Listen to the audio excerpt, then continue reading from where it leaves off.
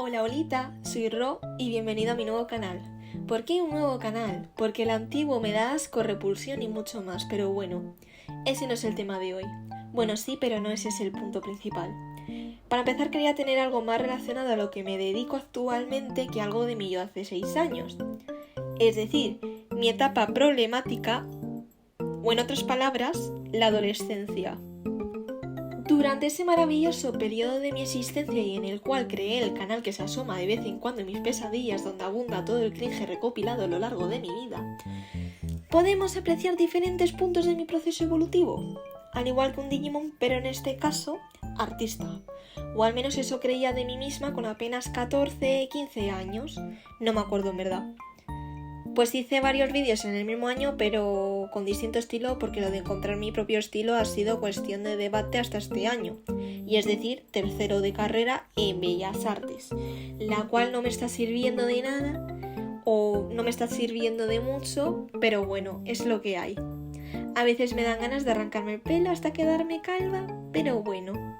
Así que, ¿cuál es el objetivo principal de este vídeo? Os preguntaréis. Pues básicamente, nuevo año, nuevas metas y nuevo canal para borrar las antiguas evidencias.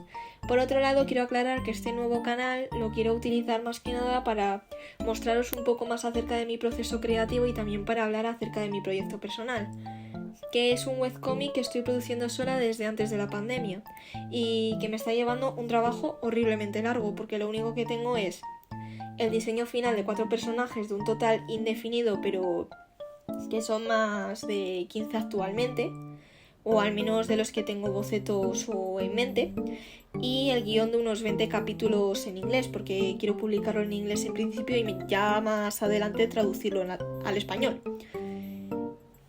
Pretendo que sea largo de terminar, sí, así que aún estoy por el principio, pero sí que tengo la idea general de la historia.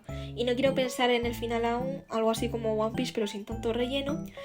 Y hablamos de que este proyecto empezó a finales de 2019. Por lo tanto, como ya empieza 2024, quiero centrarme en mis estudios artísticos, pero también en compartir mis propias cosas sin morir en el intento. Síganme en mis redes para seguirlo más de cerca si quieren, guiño guiño. Y bueno, para cambiar un poco el tema, supongo que lleváis todo el vídeo viendo cómo estoy realizando un dibujo a cámara rápida de varios OCs, estilo juego de DS. Y esto tiene una explicación. Alrededor del mes pasado y un poquito más vi a varios artistas haciendo esta clase de dibujos con sus personajes y me pareció tan cookie que no pude resistirme a la idea de hacerlo yo misma con 3 de ellos. Y aproveché para experimentar con uno que no estaba del todo formalizado en diseño. Os presento a Elise, Megan y Charlotte. Este último era el que no había terminado de diseñar porque su diseño me parecía soso al principio, pero bueno, ahora me encanta. Elise es la que os estoy señalando en pantalla y pues es la protagonista del webcomic, pero bueno. No voy a dar muchos spoilers, pero sí diré que es una estudiante de diseño de moda y que por eso lleva en las manos como un top súper chulo de estrellas y también le hice como una expresión como de asco, de nervios, porque es algo que llevo trabajando en 2023. Es decir, trabajar el tema de las expresiones y las poses para que no parezcan tan hieráticas o aburridas. Muy buena recomendación de mi parte si busquéis mejorar en vuestro arte, ya que le va a dar más movimiento y carácter, ya que eso es lo que me ha ayudado muchísimo últimamente. Megan, que es la chica de la otra esquina, es una maquilladora, por lo que sigue en la misma idea de moda, glamour, fashion y todo ese tema. Y es uno de mis personajes favoritos de dibujar porque me parece maravilloso el concepto de su pelo. Para poneros un poco en contexto, este personaje tiene alopecia, entonces pues ella se dibuja las cejas, se pone pestañas y usa peluca, por lo que puedo cambiarle la peluca. Pero siempre verde porque para mí de cariño se ha quedado con el apodo de Lechuguita. Y si se lo cambio de otro color, pues ya no le puedo llamar Lechuguita.